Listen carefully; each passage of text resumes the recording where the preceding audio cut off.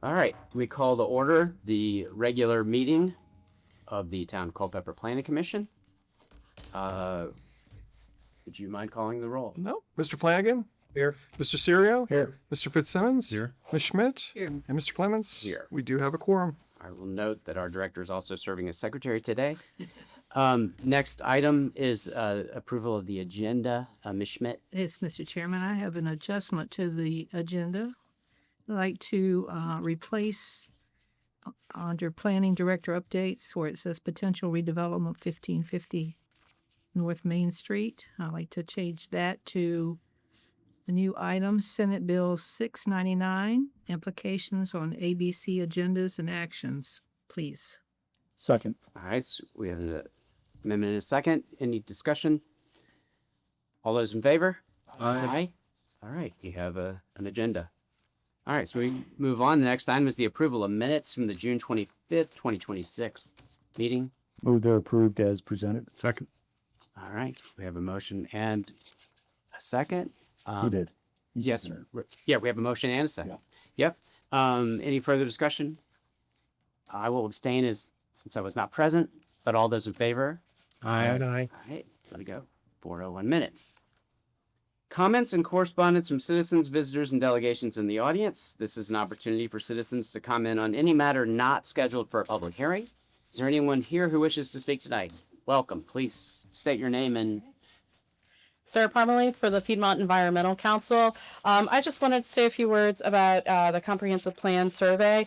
Really appreciate the desire for having public driven input, but you may have more response and better quantitative response if you include more multiple choice and ranked choice questions rather than having all or most of the questions be sort of the short essay format.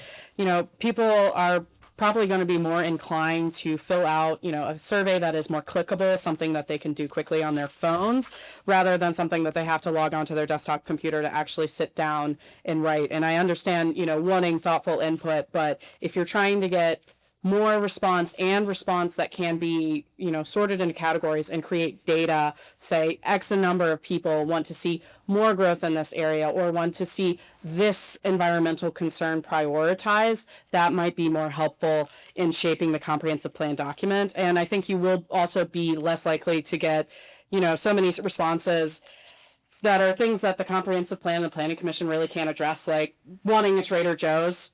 That's an understandable desire, but it's not something that, the comprehensive plan is going to be able to address. However, I do think these really open-ended questions would be very helpful to have when you're doing, your public meetings and public information sessions to facilitate conversation. Thank you. thank you. Anyone else? Seeing no one, we'll move on to unfinished business, that comprehensive plan update, work session and survey question discussion. All right. Thank you, Mr. Chairman. Presented as part of your packet, we had two draft surveys. The first one, as I mentioned to Ms. Schmidt beforehand, it is really almost a verbatim word for word on what the commission had come out with following the work session last month. Survey 2 takes that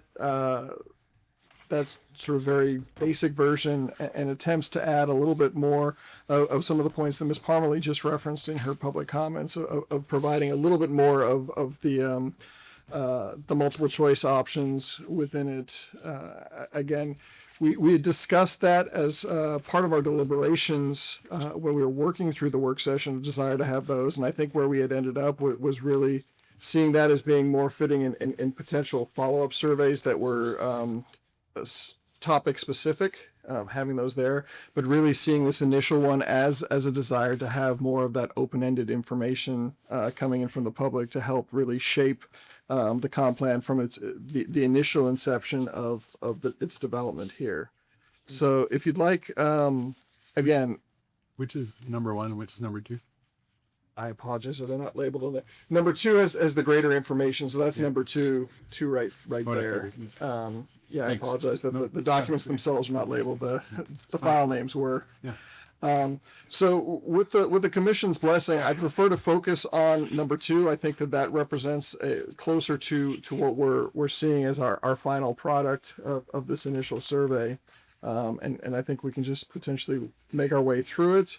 And we can make any changes that the commission would like to see before looking to finalize this and actually get it out to the public and the community.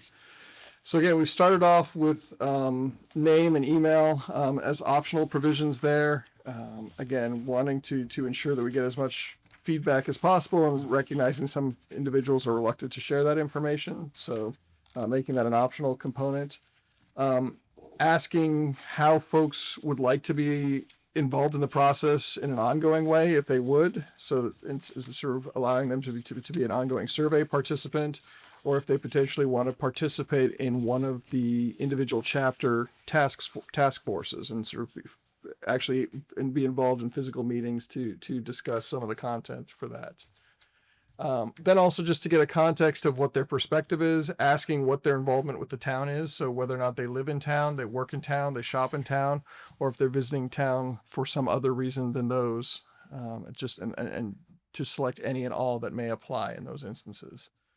So that's the extent of the demographic information that we're capturing here. And so I want to pause at this moment to see what the commission's feeling on that. If there's a desire to press for more, I know Ms. Schmidt had raised the request to possibly get a little bit more demographic information related to the age of the responder to help to inform that. But I'll open it to the floor just to see what comments you have on this first section of the draft survey.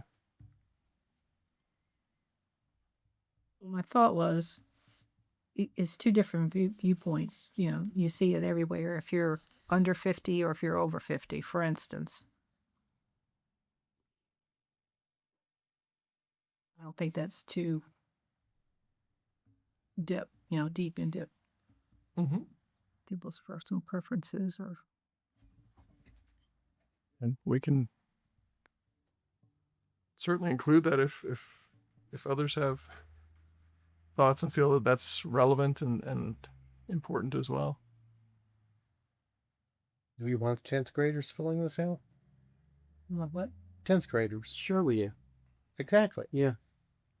So I think the demographics are more important than you're leaning towards. If you don't want to be invasive, I understand that. But I mean, this should definitely be, 18 and under, 35 and under. I mean, break it out as, do you have children in the schools? Because those are, Well, we should just use the same census tract or whatever. Like, there's got to be some standard. there's got to be a standard, yeah. Yeah, the census ones, I think there are more than we would necessarily want to have, but we can look again. There are some standards that again it varies depending on the topic Right. that you're really trying to measure. I think that the 18 and under is certainly a relevant one, but then where that next cutoff is, I think is subjective. I think that there are arguments that can be made for multiple numbers. We could certainly make 30 and essentially then do a 30 to 50 category and then above 50, or above, if we wanted to go above 65 in terms of looking at sort of retirement age. Oh, you can tackle that in several different ways. You're employed part-time, you're, one household earner, two household earner, retired. There's just several different ways to get that information. Again, I think the age one is different than the household makeup question. Well, that's important as well. Okay. We can certainly expand it to wherever the commission wants to go. Again, I think the wise thing to do in all these instances would make them optional responses, so that those who may not wish to respond don't have an obligation to do so. What advantage do you have by looking at somebody's age? Well, right now, I mean, what can we Culpeper do about it? I mean, Well, we right got now, information, Culpeper all the is- people are this age, so what? Because your interests are different, when you're under Why don't you ask 20 about the years old interest? versus when you're 65 years old. Oh, yeah, of What course. you want for the future, what activities, what's important. Well, it also says if our outreach is working. I mean, that's the big thing to me, right? So if we realize we're getting back all these responses, but they're all coming from certain demographic group, it means we're not doing enough to target other demographics. Okay, okay. Oh, so you're gonna relate that to the It's going to be response? part of the process. Not, it won't be something for the end. It'll be something for us to actually use. Okay, Yeah, as part of that. that makes sense. And more than likely, somebody under 40 is going to be more interested in intramural sports for their children than people over 65.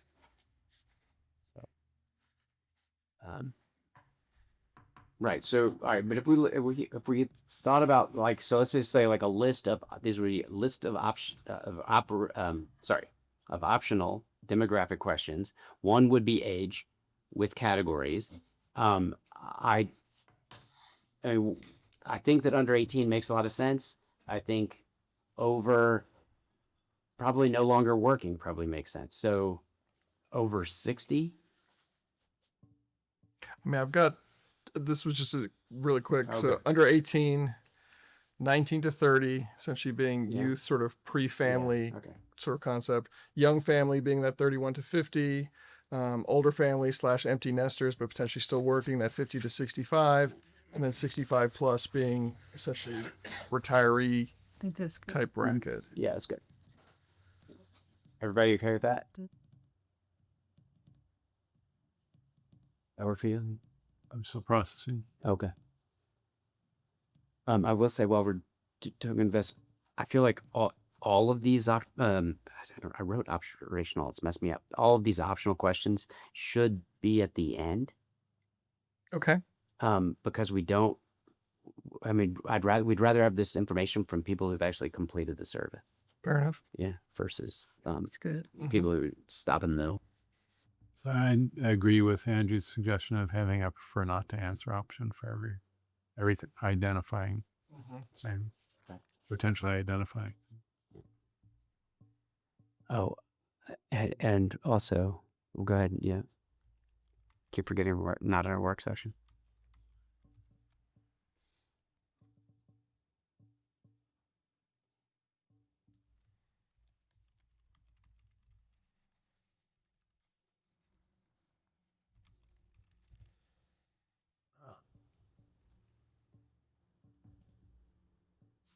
So I have a question about the very first question that would you like to be involved as a survey participant? If they're completing this right now, are they a survey participant? Well, and I guess we can reword that to continue to be, because again, we're anticipating there being additional follow-up surveys as well. I see. Those being the more specific ones related to the individual subjects of the chapters. A lot of the questions that we touched on that we didn't include in this initial general one were ones that we wanted to retain, but then focus when we're working on the development of that individual chapter. And so that's where we would, again, be looking to, those would likely be more targeted surveys, sort of working with our stakeholder groups and asking their help to disseminate it to the interested parties there. But again, this is a way for self-selection of folks to demonstrate their interest. So we could just say like additional surveys, or so we just add additional, I guess, and be fine. Well, just sitting here looking at it, when I read potential chapter task force participant, I'm thinking to myself, what does that exactly mean? Where would I like to participate in additional surveys? I know exactly how to answer. Right. Yes, right. So that's a good point too. What if we just said receive additional surveys, like action verbs, right?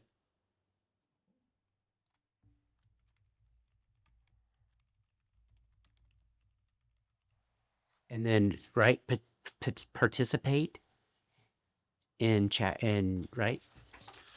I just want to be a little careful here Yeah, in terms of setting the expectations because, some folks may Yeah. want to participate in a particular task force, but they may not be the appropriate ones for that. That's why I wanted to try more make it indicative of their interest in participating, but ultimately the planning commission would determine who serves on the particular task force. Again, we will be having general meetings that the public will be invited to and given the opportunity to comment and weigh in, but they may not be involved in. So could we say apply for chapter task force? I think that may work.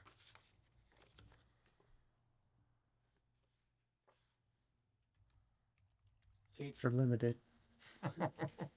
Back now.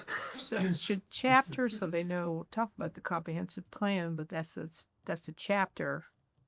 or we could do theme or topic or. I like chapter, but And actually, this is, yeah, that's a good, I mean, we could also give them sort of the list of our chapters. They could give an indication which ones they may be interested in.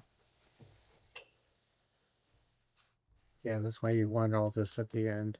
a specific chapter. the question is, right, okay. It was kind of interesting, right? So if you ask this question just like this, and they have to contact us to then be referred to what these chapters are and which one that they would fit, might be better than a series of boxes where they just check all the boxes when they might not be the right fit for those. Because that's, Well, again, I don't think there's an intent to just automatically assign people to task forces without vetting them in some way or having some idea of why they're a good fit to serve on that particular task force. I mean, that's the other thing is we don't have to present that option through the survey. right. Specific chapter task force, see attached.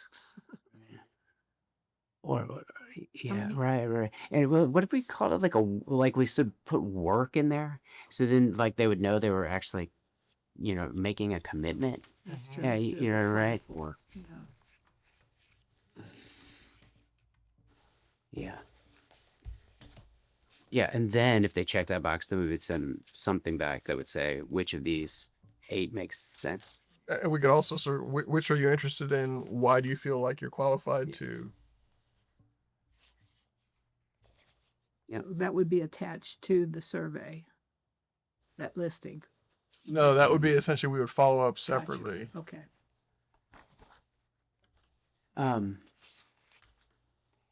All right, so we've talked about moving all of this, except that I think that live in town, work in town, shop in town should be the very first question.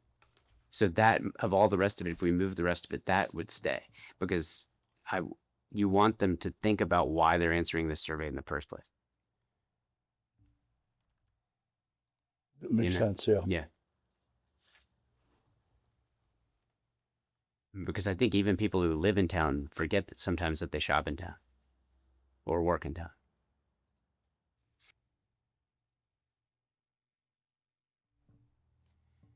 And then what do we think is the primary method for distributing the survey and then basically getting the responses back? And I apologize for missing the work session if all this was first. No, again, we touched on it, and but it hasn't gone further.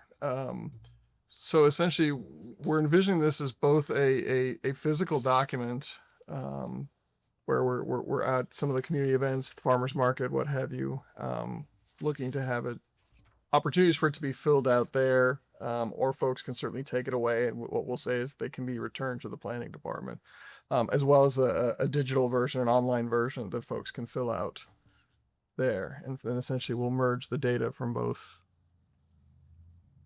to give us a cumulative effort, and we'll look to set an initial compilation date just so that folks are aware, to get us the surveys in by a certain time, because we'll want to be able to synthesize that information. Okay. I mean, it is interesting. I mean, in 2026, almost across the board, if people are leaving their homes and you're meeting them somewhere outside their homes, they probably would just as likely fill it out on a mobile device as on paper. And we'll look to, Mr. Flanagan touched on some of these. I mean, we'll be looking to set up, a QR code that will make access easier on a digital device as well, for individuals. So we'll be using what resources we have to make it as accessible as possible. Will there be what's the time frame in which we would offer the opportunity to fill in the survey? Is that going to be limited, or will it be ongoing? Well, necessarily it'll be limited, but will it be limited to one stage, the planning process, or will residents and visitors be invited to fill out the survey all through the planning process?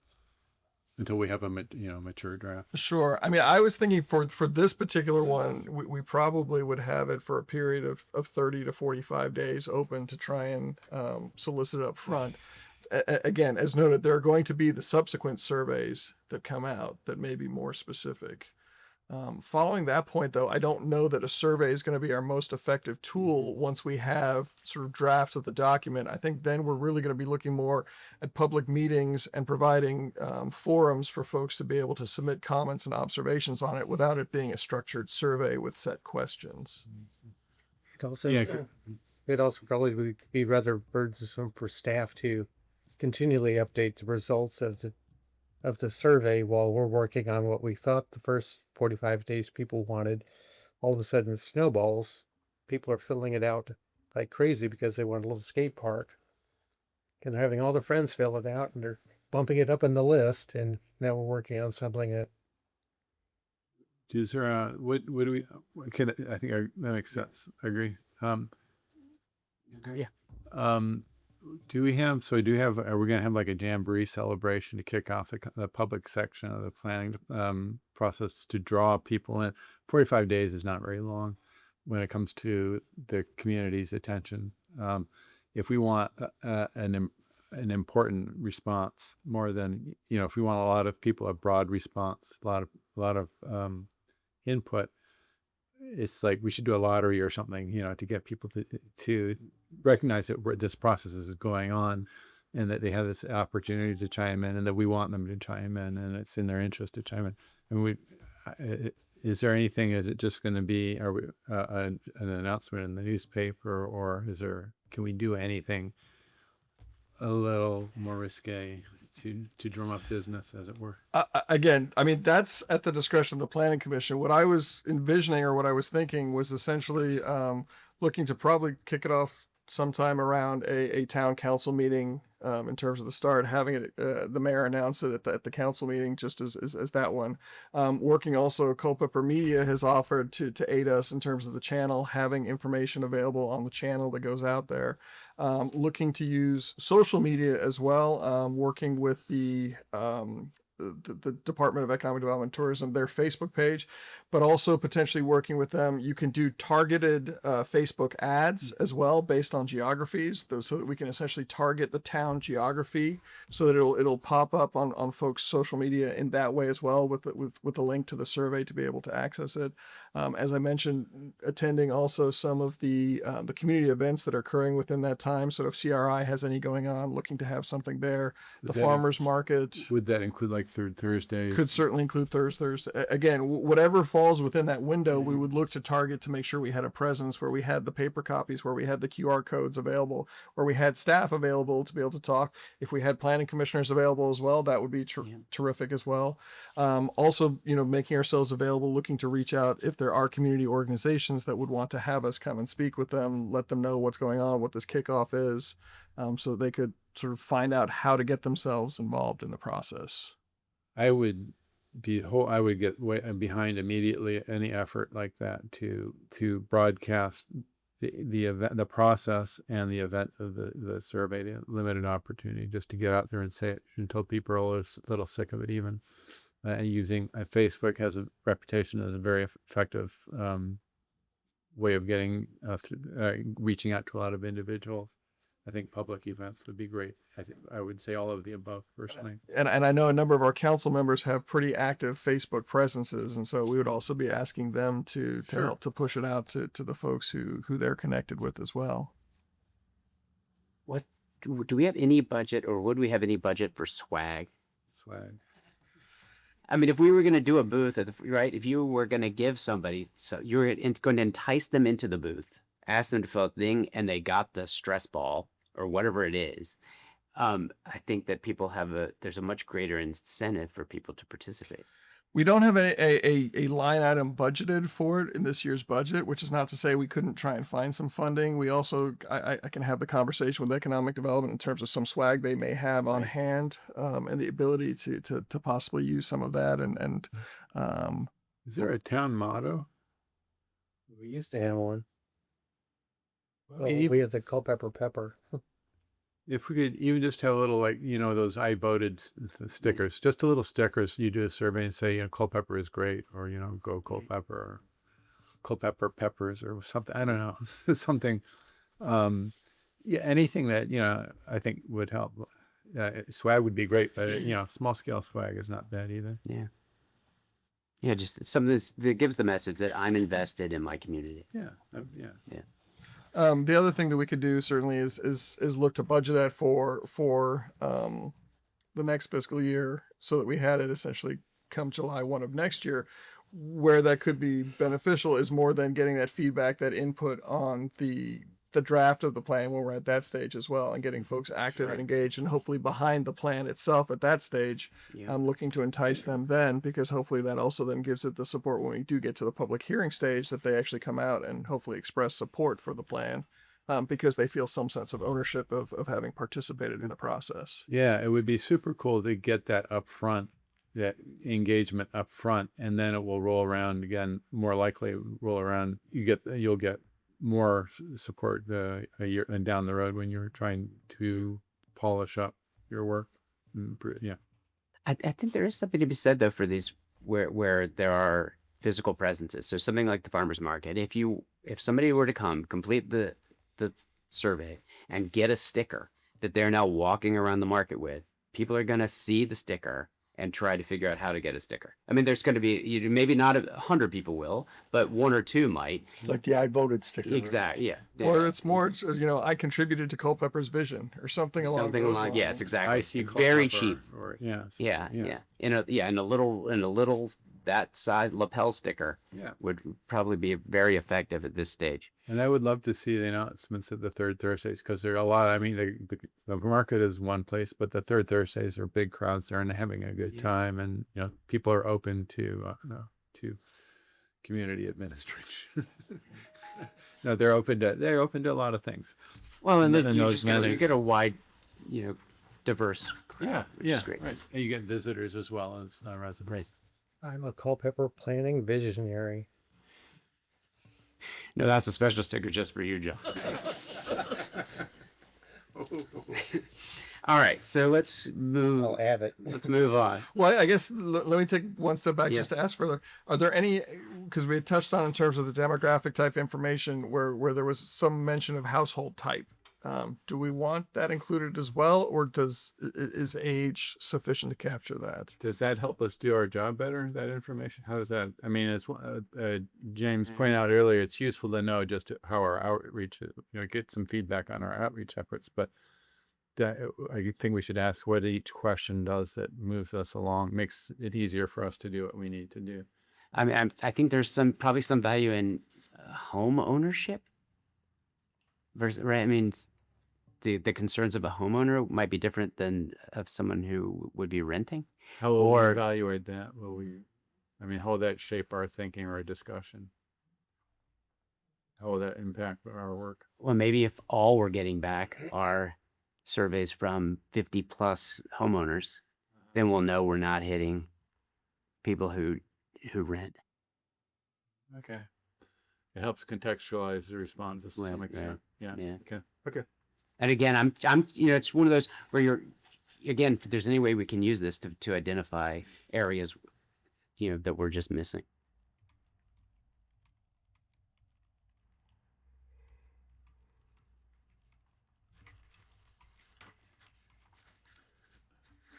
Or something as simple as, do you own a home in Culpeper? Right? Well, are you I like the question. It says, are you a resident? Do you live in Yeah, town? if I own That's good. If I'm in an apartment, I'm a resident. Yeah. Right. Yeah. But do we need to refine it by asking whether you own a house or in a... Right. I see what you mean. What if instead of saying live in town, you say own in town, rent in town, work in town? That feel a little, if you're looking at the survey, does that make you feel like you're being put on the spot? I'm That's I'm great, only a yeah. renter. Oh, Oh, actually, yeah, that's true. This would definitely need to be at the end of the survey. I like that original question being at the beginning, and this would definitely need to be at the back. and also prefer not to answer as Right, specifically. right, right. Should be there too. Yeah. Right. Or maybe I don't looked wanna at discriminatory. Yeah. Right. You're not gonna look at my stuff because I'm only. Yeah, that's a good point. Yeah. Man, how do we I'm do going to it? look at it because it tells me if we need more rental, if we need townhouses or single family homes. We should probably have a preamble that explains that. Yeah, but I can live in a We townhouse could and make own this it. 15 pages, but Right. then nobody would answer it. I'm kidding. I know. Well, we do have questions about housing, so maybe that catches it, right? I mean, I think when you look at market demand within this community, there's demand for all segments of the market. And we're seeing that from the interest from the development community that we're receiving. So, I mean, that, oh, well, it's really funny because we rate question 15 says, how do you rate the availability of housing? And has an open-ended what type of housing? And so we basically are already asking you. Yeah. So I take that back. Wait, yeah, it's fine. Good.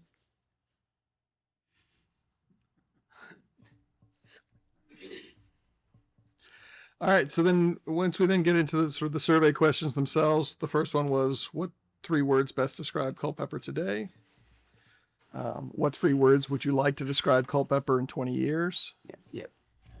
I wanted to right at the outset, and I don't want to slow things down, but I do. I mean, the more effort we put in up front, I think the better it'll come out over the long run. I agree with the comments from our audience member, Ms. Parmalee, that there are ways to make these, and a good example of this was the Williamsburg comprehensive plan survey, which John, you found after last meeting, you found online and sent over to me to look at. I've been trying to bring it up online here. I think they're past that stage, so it's no longer accessible. But there's a lot of after questions. It's you have agree strong. You remember the details? Mhm. Agree, strongly agree. Well, it was 5. It was 5 rating. Yeah, and there were a couple of different ways of doing it, but it made it very, very. I find a useful way, kind of pin down and help people participate instead of just leaving the questions open-ended. And it doesn't mean you shut down open-ended, but maybe you have the 5 ranks, and then you have a line or two for freestyle response. I think that, to me, intuitively, that's a really a more compelling survey methodology. And I think you said you circulated that, you showed that to a couple of the other, you might have said I it. sent it to. Maybe I just sent it to you to prevent having a serial meeting. Okay. Oh yeah. All right. Yeah, that's a good So point. if you wanted to forward Yeah. it, you could. Yeah. So I like I said, I can't pull it up now. They've taken it down. We can look around for other examples of it. I know the director in Williamsburg. I'm sure I can get a copy of it. But we'd be lovely just to put it on the screen so that the community as a whole, the commission as a whole, could have a glance at that and in their minds compare the alternatives. And I don't want to have us keep doing the same stage over and over again. But if it makes it easier for this is all about getting the community to participate. I think this stage, this survey, it's very important. We talk about the importance of getting community, capturing the community values, and so I think it's worth having a look at that methodology as well. The one thing I'll observe is that the commission almost made the conscious decision not to do that at the work session. Because with the questions that were chosen and when we went through, there was strongly expressed that desire for the open-ended responses at that time, and to really use this as a gathering of information from the public by sort of encouraging those open-ended. Again, we can certainly tailor and do more of the choice with the open-ended answer, but just recognize that that's a pivot from that initial stance that the commission had taken. Right. Maybe I'm just being rigid because my recollection of the work session, I was already advocating something. I wanted to see a 5-rank breakdown of some kind, and I couldn't say it as clearly as it was set out in the Williamsburg example. But for me personally, having the two together does no harm. That you leave, like I said, a line or two for a freestyle response in addition to the initial ranked response. I agree with Mr. Fitzgerald as well. Since our meeting, I feel like I'm guilty of doing the research after the fact, and I realize that probably none of us do survey writing as a that's an occupation, and I certainly wouldn't expect a planner to be an expert in it, but and we don't have the budget to reach out to have professionals do it for us. So the best we can do is steal from others what we can and use our own best judgment. And I really agree with Mr. Fitzsimmons that, a hybrid kind of helps steer the people a little bit. I don't So want they're to not, start. you give them some answers that you think we're looking for. And then they may just say, oh, well, I want more museums. And that's not even an item. So. Ms. Schmidt? Well, I'm just thinking, particularly if we add the demographic information, the age limits, I mean, how are you going to come up with options for each one of those groups? Because if you're 25, how you describe Culpeper now or in 20 years is going to be probably dramatically different than when you're 65. So those couple questions at the beginning, I think, need to be open-ended. Some of the others, might be a different story, but I like the multiple choice on all of them because I start looking at this. Oh, I don't know what three. I'm not going to fill it people out. will Right. give you 3 words. People will give you 3 words. Yeah, I'm not going to fill this out at the farmer's market. Like a homework assignment. Right. Yeah, as soon as I see this, I'm going to go, it's going to take some thought. I'll take it home and maybe it'll get filled out Or throw in a trash can. So I don't want to direct them. I want them to, say what they really, You can always have a blank there too. Say you have 4 things and then 4 things we line. direct them and then they come Anything up with other. one. So I have a question for staff. So we might need to talk to IT, right? I mean, because who would be in charge of creating whatever this online version of this would be? I would be looking to do it through a GIS hub site. So we can have it done sort of essentially in a fillable PDF form. We can attach those there so that we can have some of those constraints where it can be done that way, can readily be exported there. We did a similar thing with the UDO when we did the pushed out the zoning, where we allowed folks to essentially identify their parcel and submit comments that way related to that. So back to, I mean, I think that this entire that everything about this conversation is good because I think we're all having sort of multiple conversations at the same time, right? Because ultimately, even the questions themselves and the length of the survey all boil down to how are we actually going to get people to fill this out? And so, something that Ian mentioned earlier sort of made something pop in my head, and this idea of if there was some way to gamify this, and I don't mean and I don't mean, make it less serious. I just mean create it so in some sort of interactive way that people, instead of filling out something on a paper, they feel like they're in the middle of it. So when I see a question like what 3 words, or something like what are Culpeper's greatest strengths, right? And we say, instead of asking, we say, here's a scavenger hunt of Culpeper, right? Here's the question, go use your phone, take a picture of the greatest strength in Culpeper, right? What is the problem in Culpeper? Take a picture on your phone of right, where are the real problems here? People would have no problem, I think, right, contributing in some way like that. And so, the same way that they could take a picture and tell you there's a pothole, they could take a picture and tell you this is what a good facade looks like.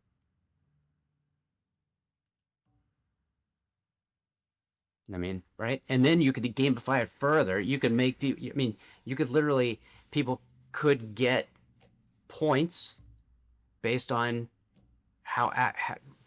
right? And then you'd have people who were actually choosing to actively engage themselves. At the very least, for the photograph idea, you could just have an upload field and say optionally, upload a file, a photograph, or, as you felt. The town Andrew is loving this. No.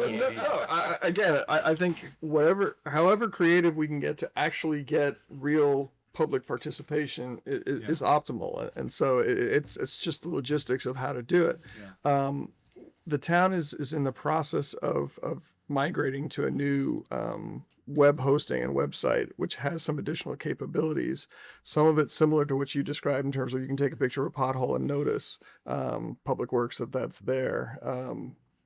I don't think that's going to be a component of it, but that option is in there, and so I'm thinking as we're sitting here, if there are ways to tailor that to potentially do something along those lines.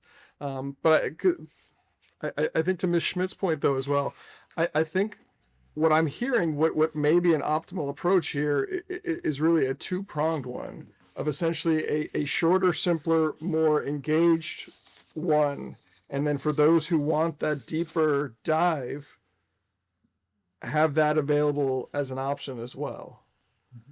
So essentially you can participate in one or both ways within it. If you want to just keep it more quick and flirty and fun, so to speak, you can do so with more of the multiple choice questions that you can just go through relatively quickly and easily without a whole lot of time commitment to it.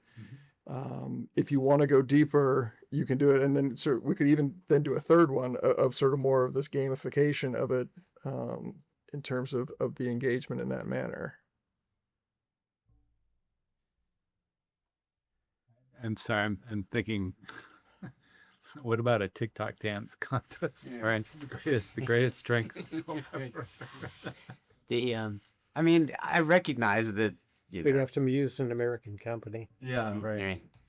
Well, it's telling that when we talk about demographics in town, that none of us here.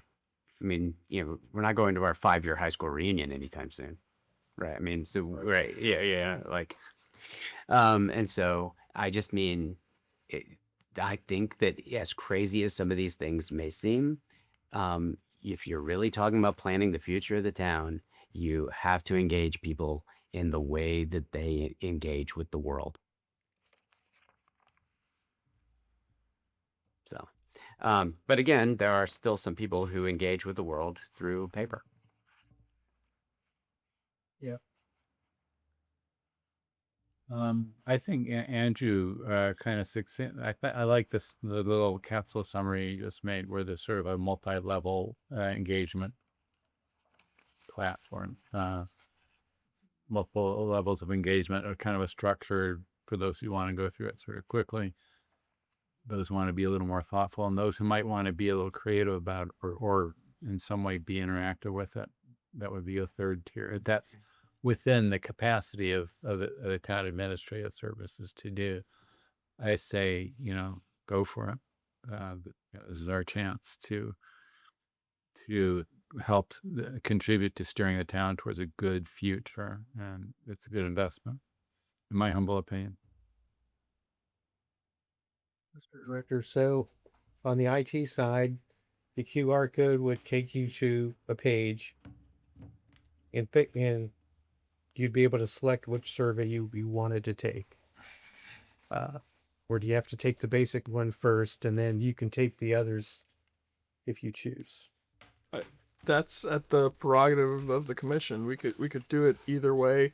Again, that could also be part of the gamification in terms of you get so many points if you take the short survey, you get so many points if you take the longer survey, you get so many points if you submit digital images of the highs, the lows, the what have yous.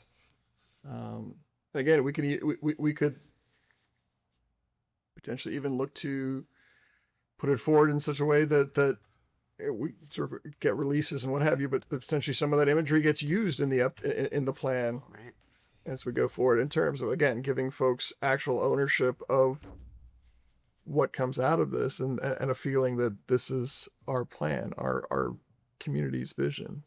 So do you have to get so many points to take additionals to be on the chapter participant? Does that reduce my property tax by having a Right, points? right. No, what do you get for the They're points? cream Okay, you get stamps. you get the points. Well, And what good are they? maybe that's where the swag comes in. Right. If Right. the more active a participant you are, the more. You can get the voice of your favorite planning commission member on your voice.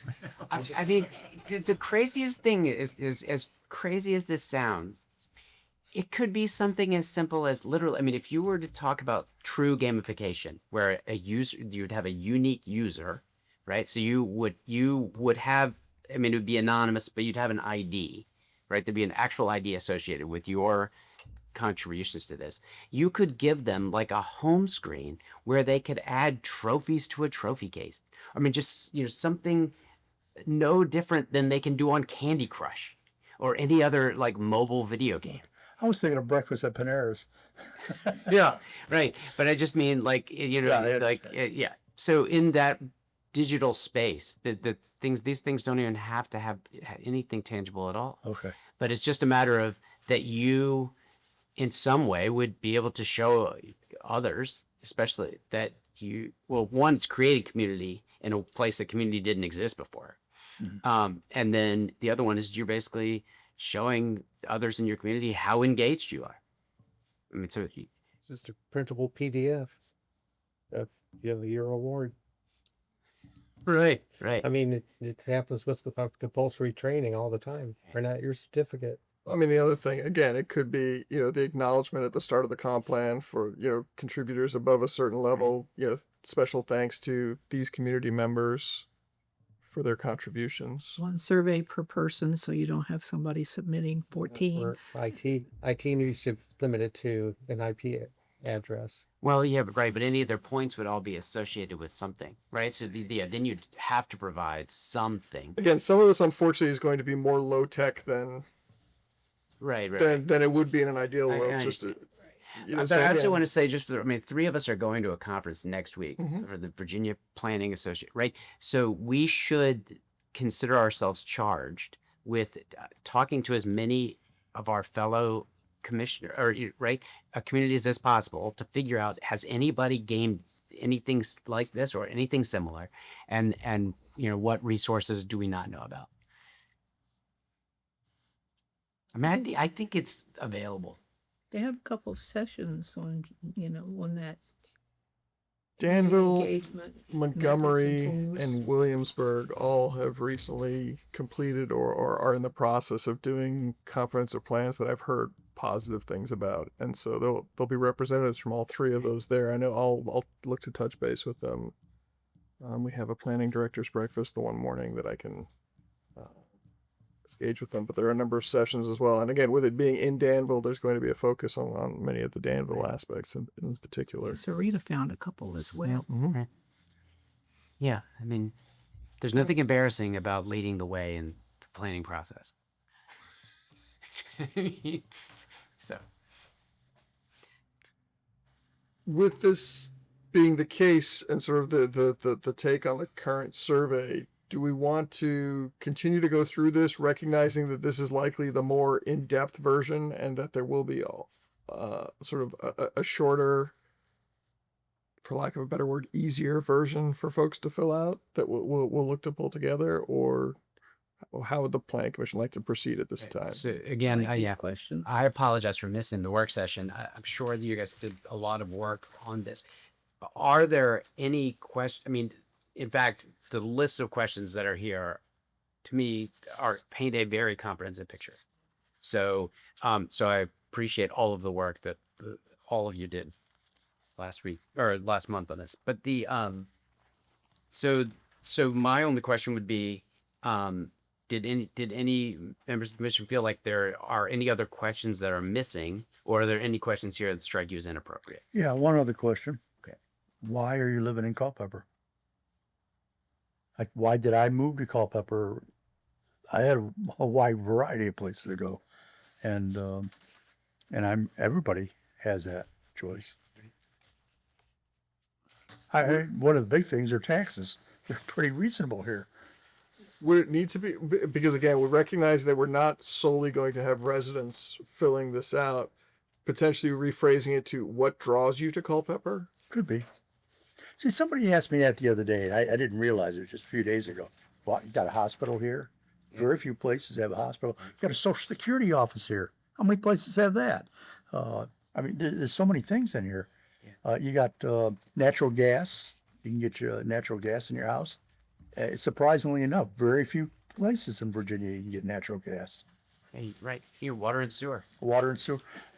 Water. You know what? I mean, What's it's much better than being, than dealing with a well somewhere else. What surprised me, you see, water and sewer, and it's run by the town, and it's efficiently run by the town. New York City, they want to have free buses. Well, we got free buses here, and it works. Which I'm against free buses, but it works here. Probably because we don't have anybody stealing the money. Where I'm sure in New York, yeah, you won't be able to say that. But we got a lot of things here that the town is involved in, and I'm glad they're involved in it, even though I wouldn't normally. I'm more conservative than that. But there's sort of liberal attitudes that are working well here. I like that question of basically point blank asking people in such a way that, and it's the interesting thing about the question is it forces them to actually think in a way that they might not think. So even just saying what draws you to Culpeper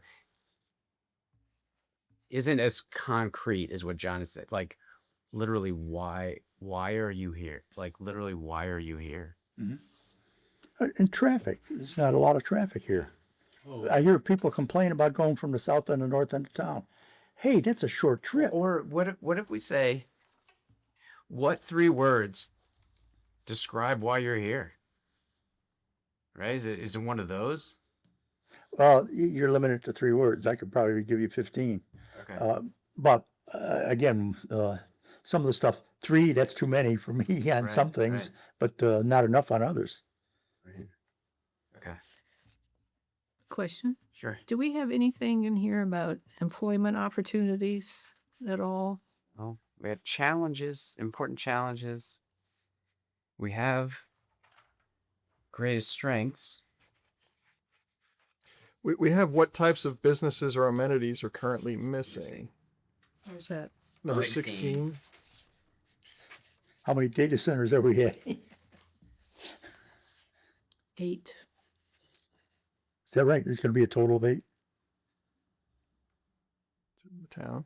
Yeah. This is the town limit. In the town. It's so interesting with all They're these doing questions, really like 16. When you ask people what's missing, they're gonna tell you. And it was like, right, and it's in a lot of cases it's gonna be nothing we can do about. Right. I mean, it's like my wish list for a video game mobile app for this survey. It's gonna be as useful as that suggestion.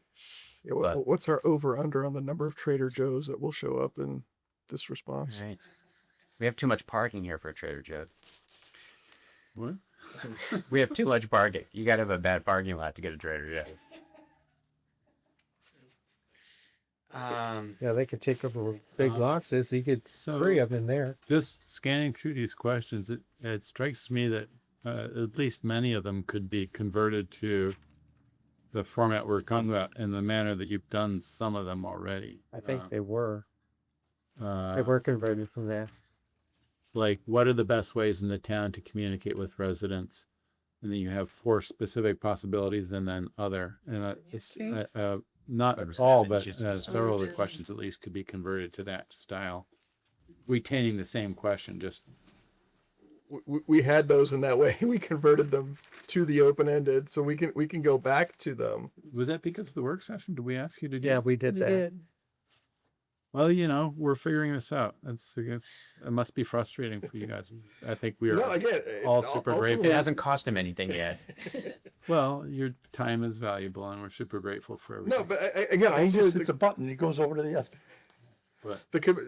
I want it to be reflective of the commission's desires and sort of to be as effective as possible in soliciting feedback. And again, I think that I think that we are taking this in a different direction now than we ever intended it at the work session. So it makes sense to do it in that manner. Again, I think what we're looking at right now with this one is that in-depth version. This is not, I think, the version that is going to have the quicker, shorter responses. This is for the folks who really want to lay out their thoughts for us as to what needs to be included. Well, 13 is like, a final exam essay question.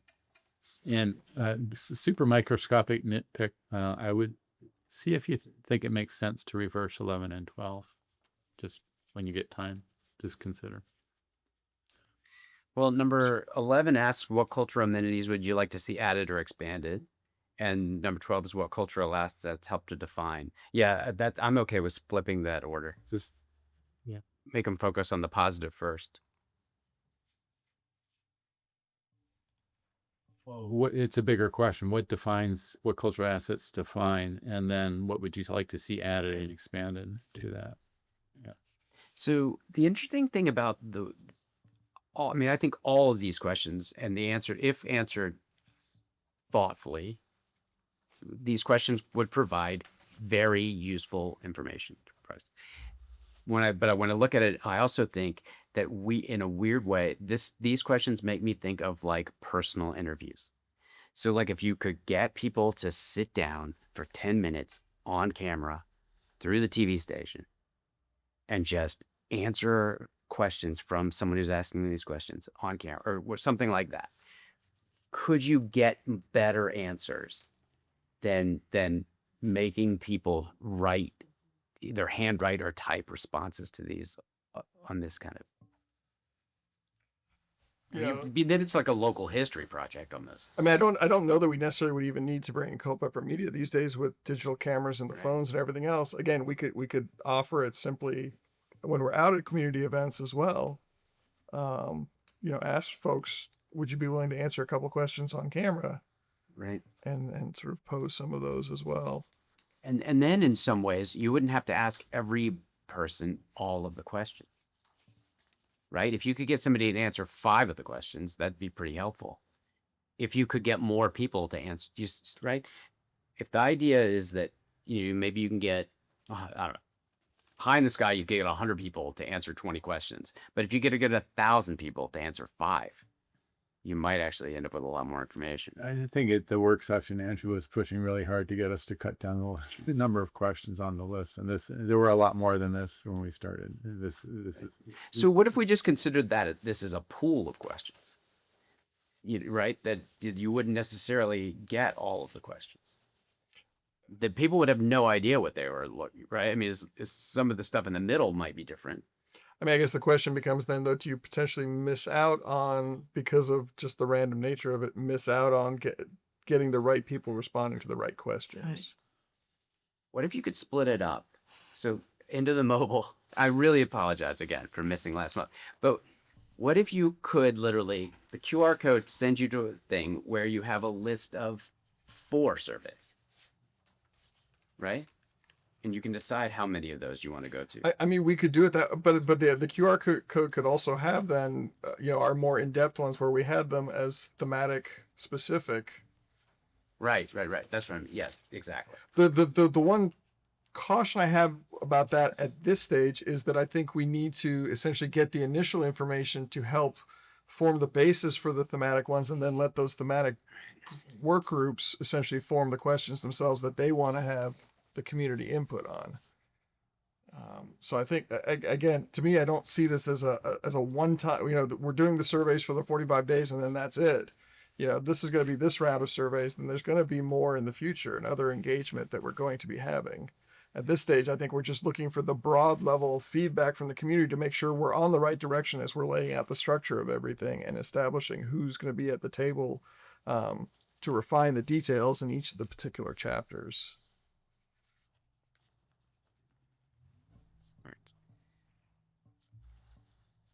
Anyone else have other thoughts?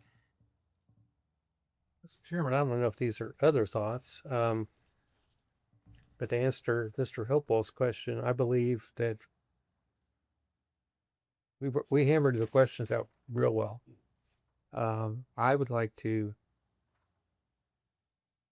I think before we go back through them again, I would like to work on the format a little bit, and sprinkle in the fill in the blank and the multiple choice, and have the others on every single question, and that way you can sail through it if you want. But you can also sprinkle some useful information in there that we haven't asked for under other on all these questions, and that would help and then we then take those questions, and I don't know if we want to break them out by chapter, or we have four other surveys for people who are interested in doing more in depth. But I think as far as the hammering out, working on these again, I don't see any significant value at this time. But let's go back to, before we forget about it, go back to Mr. Serio's question about the sort of that "why are you here" question, right? What brought you here, and how do we ask that question? Make sure we don't miss that. Yeah, because you're going to get some natives. They were born here. That's all I'd hear. Yeah. But again, I think that is a really good addition. in some Essentially, though, form. but you phrase it, why do you choose to be in Culpeper? Or why are you staying here? Yeah. Well, I mean, again, if you're choosing to Sure. stay here, that's still, you're making a choice. But Absolutely. phrasing it, why do you choose to be in Culpeper? And so it makes it more of a conscious action to be here. Yes. Is this something like what makes Culpeper most attractive to you? Right? Yeah. I think Could be, yeah. Because that will catch everybody, whether they live here or not. Yeah. And that could be up there with in the question 1, 2, 3 range, right? Instead of even more than Yeah, those- Culpeper's greatest strengths, right? What makes Culpeper attractive to you? I mean, is that a better question than what are Culpeper's greatest strengths? You maybe.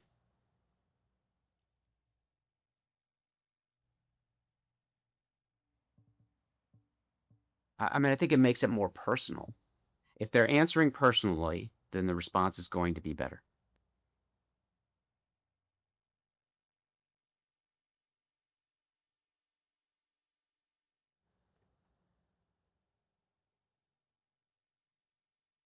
I don't like the attractive. I would like to, more personal is, why do you live here? Right. Okay. But again, this is not solely folks who live here. Understand. Okay. All right. That's why it's sort of my concern is Right. is the live versus why do you choose to be in Culpeper? Is why I was. Why do you come to? No. Well, who's going to be answering this if they don't live here? Those who work here. Okay, why do you live? Those who may slash work here? live in the county and come to shop here, or come here for to eat here, Or to go to the hospital. or go to Well, the yeah. hospital. Do you live in town, work in Okay. town, shop in town, visit town for another reason? So all those people are contemplated. All those categories. Still like the question though. I'm just trying to really have to figure out how to ask it. Yeah. Yes, Mr. Bissell. I agree. Or maybe multiple questions. Do you live in That's what I was town? thinking. Do you work in town? And then switch it from there. I like what attracted you to Culpeper, and what keeps you in Culpeper. Right.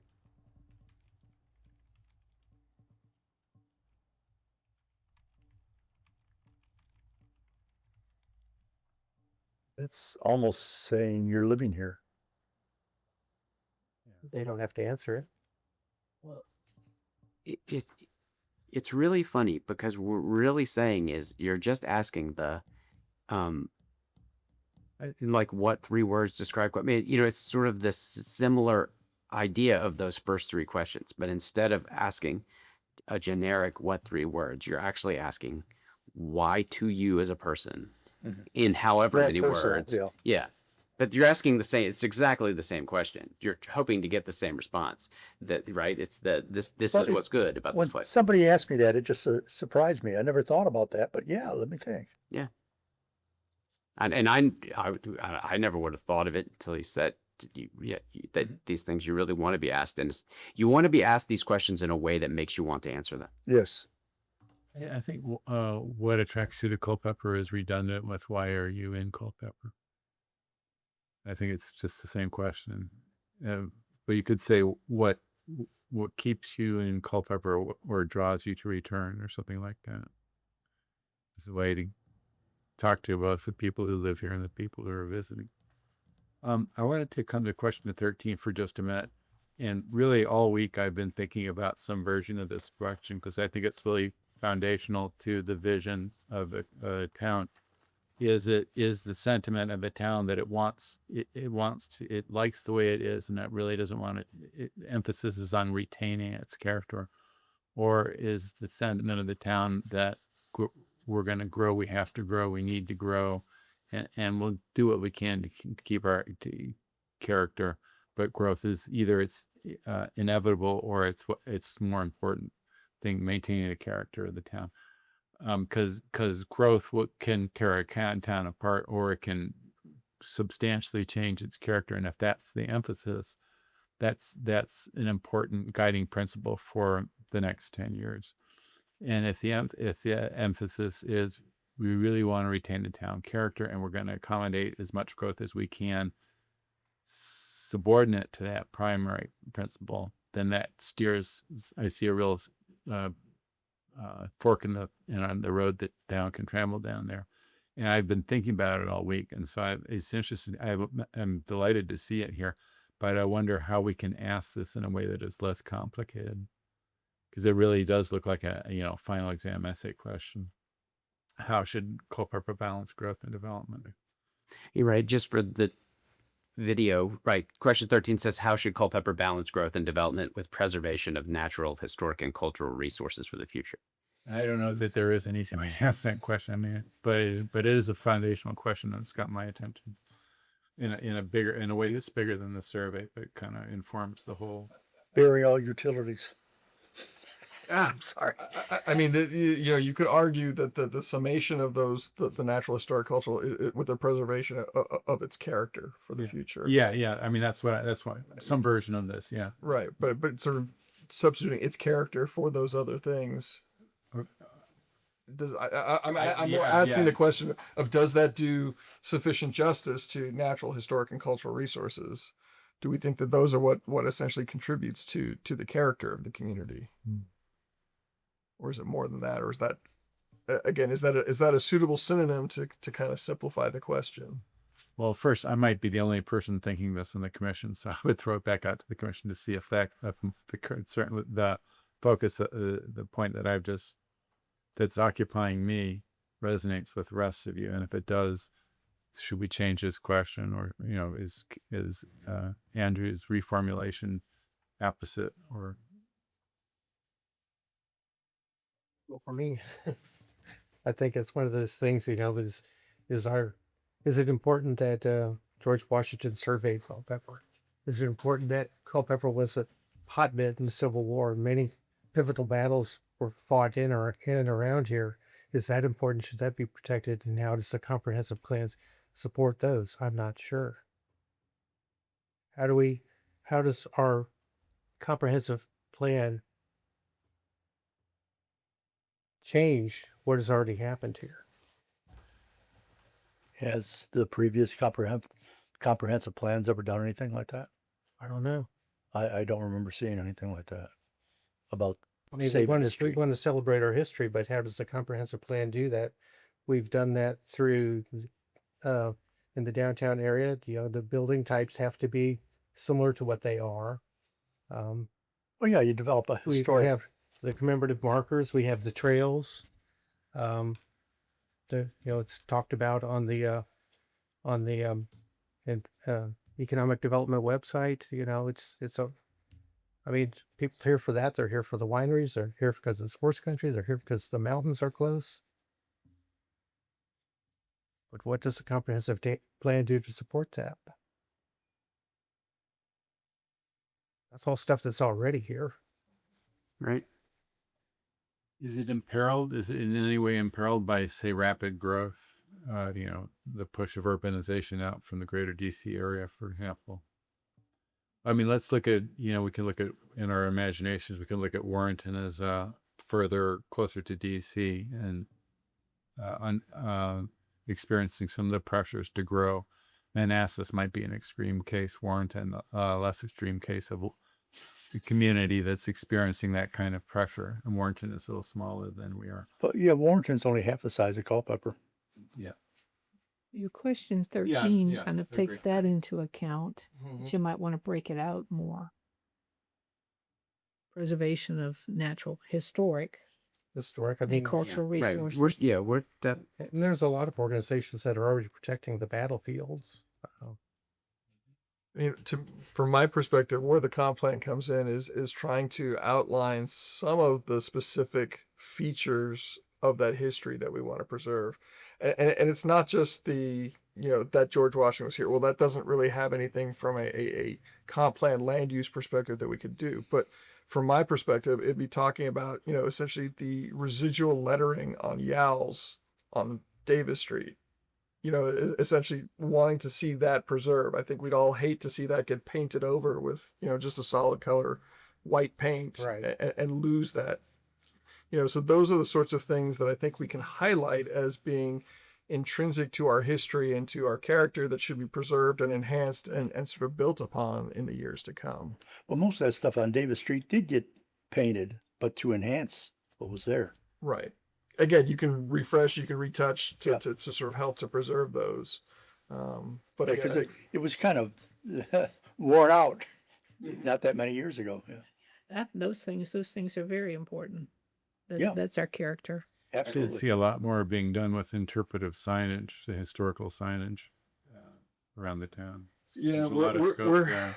we're straddling the line right now in terms of wanting to have interpretive signage, but not wanting to have signage clutter, where we get overwhelmed with signs in different areas that it then becomes almost too much. And so it's trying, and this is where the plan can talk about trying to establish what that balance is. What what do we want to have signs on versus what can be documented in other ways or could be done in other ways. And again, with us moving again to the 21st century and some of the technologies there, instead of having the big plaque sign that has all the information there, you potentially can have just the small ones that have the QR codes that you can access all that information on the phone now. Right. And so it's not quite that same impact. And sort of You could be kind competing of, signage. this is kind of a little tangential, but you could do, an interpretive walk through Culpeper where you're going from one sign with the QR code to the other, where, you have people come through to learn about the Revolutionary believe that- history, the Civil War. I believe history. they have that for Southeast Street. I believe they have one that's set up to be utilized in that way. So it's back to Mr. Flanagan's point and question about that question 13 and what the role of the comp plan is in all of this. I think if you think about it in an extreme opposite way of what the comp, right? If we wanted the comp plan to be, we're going to live in Blade Runner, right? I mean, Sure. and that's what the comp plan said. Then your instinct, then you basically have said that you don't really want that historic preservation. Right. So just by sort of in that sort of negative space, right? By the omission of certain things, you are creating, right, a comp plan that also shows, what you value. Or you could rephrase question 13. Do you think Culpeper should continue to balance growth and development with preservation of natural, historic, and cultural resources for the future? Who's going to say no? Yes. No. Right.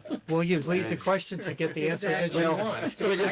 You're trying to avoid them being yes. That was the Right. deliberate one, not to have yes no Yeah, well, questions. That was good. listen, But the best, it was on the fly very quickly. the best way to handle this question actually would be take your phone and take a picture of something in Culpeper where development and preservation are happening in the right way. I mean that right, because then somebody would be able to figure out it would either be a marker next to a new development. It'd be something. The fun things become though where we say show us the right way, show us the wrong way, and then we get pictures of the The same thing. Yeah. Right. Like the front doors of the Thai restaurant, right? Right. When they had the Yeah, sliding right. doors. Yes. Right. Right. Yes. We're not too far off here. No, I think we're asking all the right questions. So it's just a matter of how we're gonna get the best and most useful response. I like adding the multiple choice to those questions. Most of them, All right. if we can do that.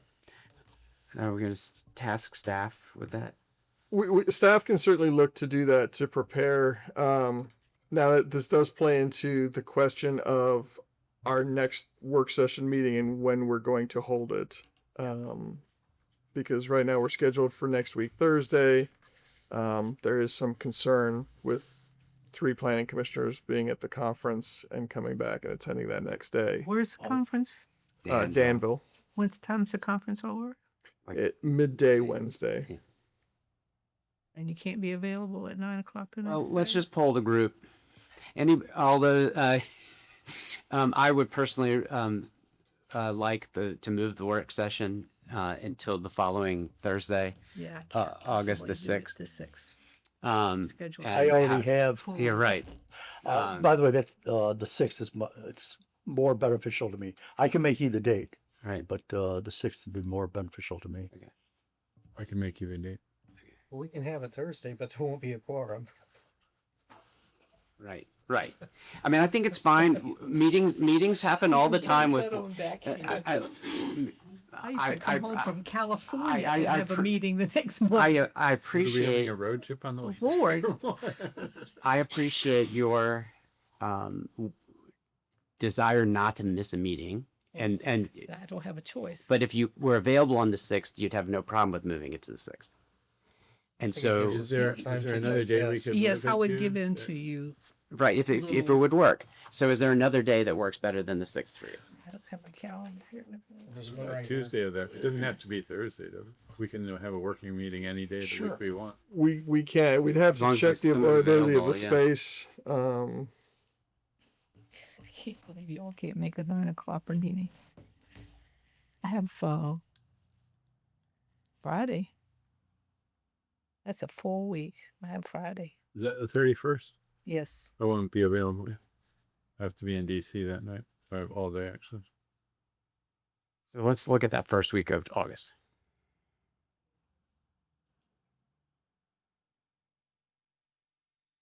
Actually, I'm available any time that first week of August, for me anyway.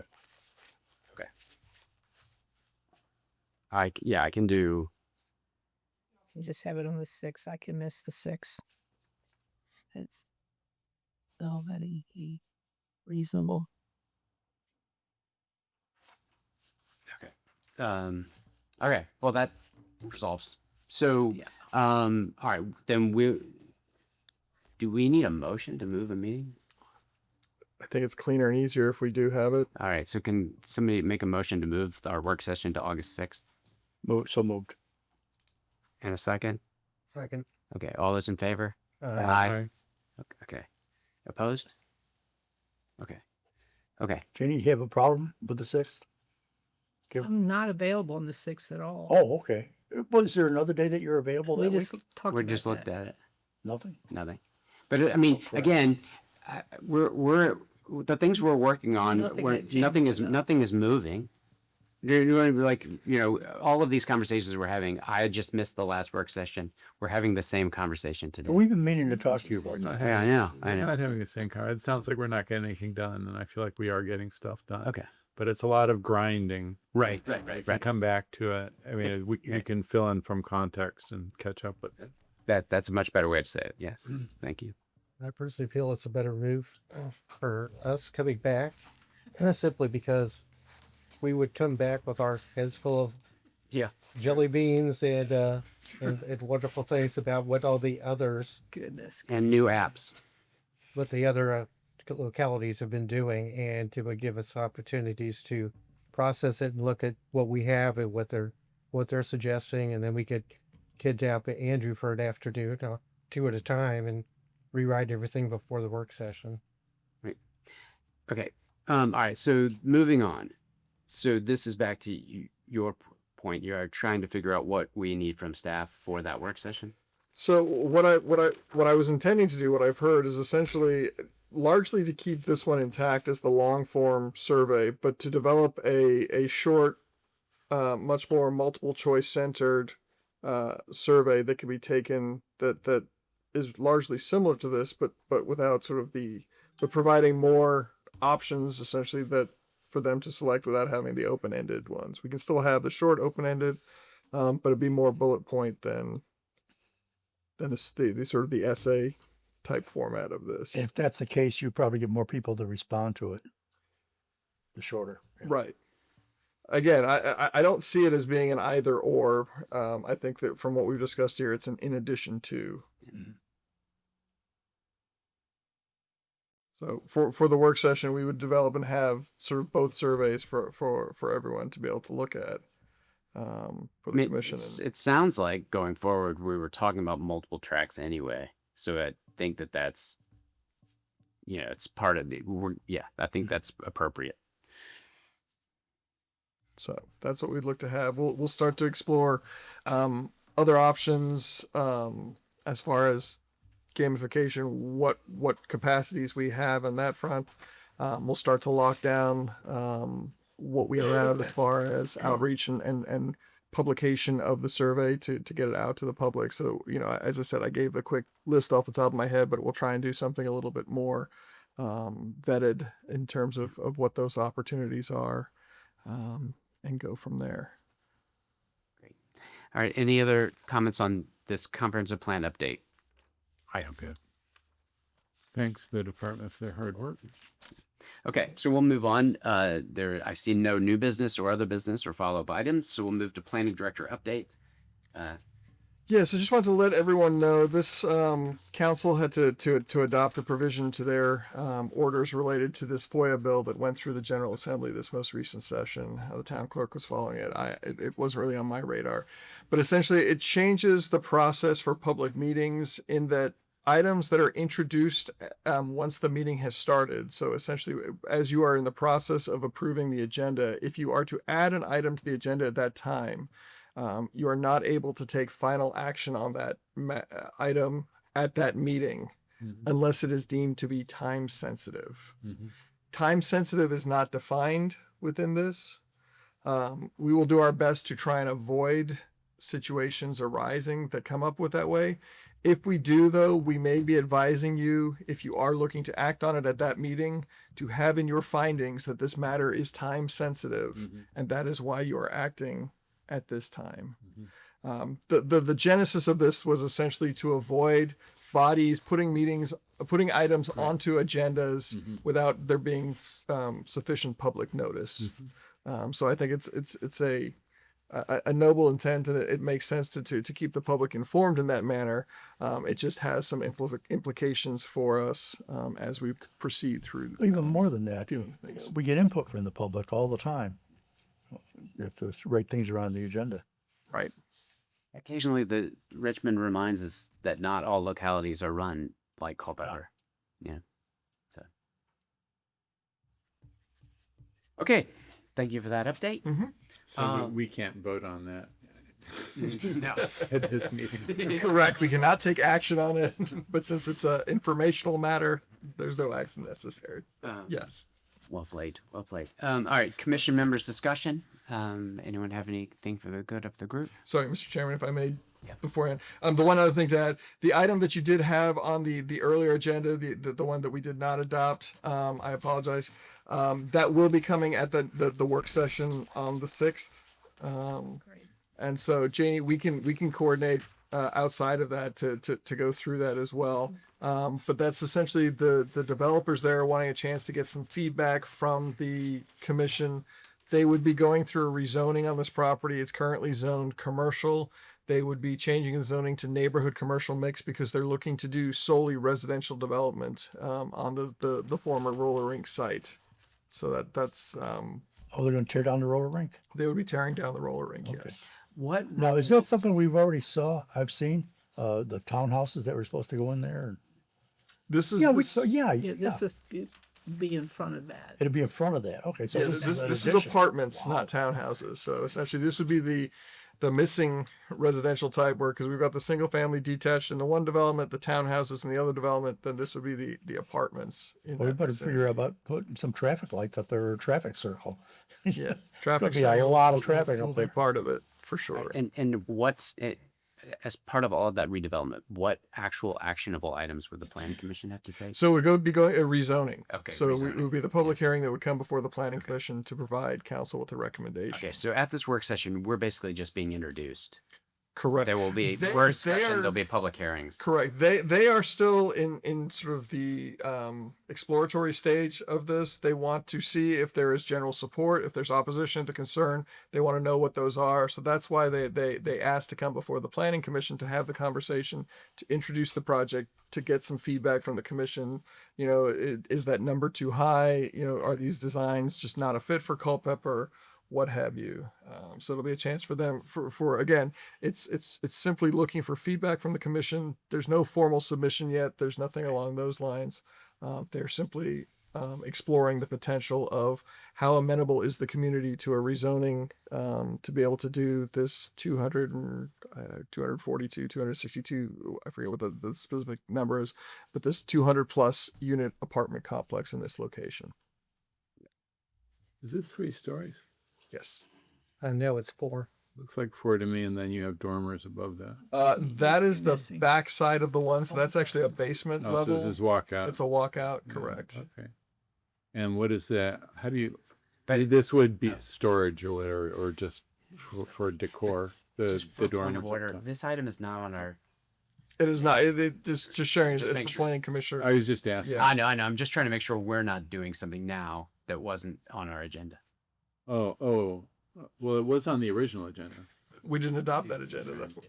But again, I was just sharing this to give you the heads up that this will be coming as part of That's fine. the planning director Right. discussion. So yes, please, everyone, either share your questions or concerns or thoughts with staff before that work session, or come prepared with those thoughts. And again, yeah, if you have questions in advance, do get them to me, because I can share them with the applicant so they can come prepared to address those.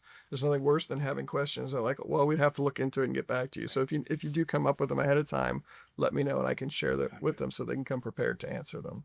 In the context of of affordability, is it appropriate to ask what sort of rent rates are contemplated for these units? You can certainly ask that. These are intended to be market rate. They are not affordable units that are being proposed here. Not affordable. They're not essentially low. There's the low income where they limit the Gotcha. other one. They're market rate in it, so they're not sort of subsidized in any way or reduced in any way. Well, Gotcha. this could be a topic for a future meeting then, though, is to come back to the question of availability. We're, I think, required to address it in the comprehensive plan by statute. Housing. And it is a topic everywhere. It's in the ether all around us now. Affordable housing, and we have to work within the free market system or whatnot. We can't subsidize. We can't dictate. I think it'd be worth having a discussion of what affordable housing is, how we define it, and what agency this body has to keep the door open to affordable housing, at least. Does that make sense? You're talking about in the comprehensive plan or just? Well, it's in the comprehensive plan, but that just gives us a reason to kind of focus on it. I think it's a question that I don't feel like I am adequately educated in the issues, and this brings it to a point, the fact that we have to address it in the comprehensive plan. So it's an opportunity to spend a little time thinking it through, or watching a training video, or. Well, we got 2 areas in town that are low income right now. The Parkside and what's that other one? Lightfoot. Yeah, that's a big area, the Lightfoot one. It's a big area. But that's run primarily by social services, isn't it? I mean, they're the ones who come up with the plans for doing something like that. I mean, yeah, it has to come through us, but they're the ones who supply the money. Lightfoot was People Inc. That did that, and then Parkside was Chaz. But every time I go down there, when they presented that stuff, there's always the director from Human Services there. Why? Because the money's coming out of there. I don't know that the money is as much as a lot of the support wraparound services.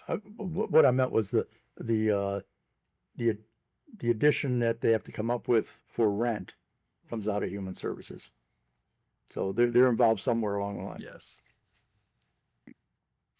All right. Anything else, planning commissioner discussion? Mr. Flanagan? I have nothing. Mr. Serio? No, thank you very much. Move All right. to adjourn. Motion for adjournment? There we go.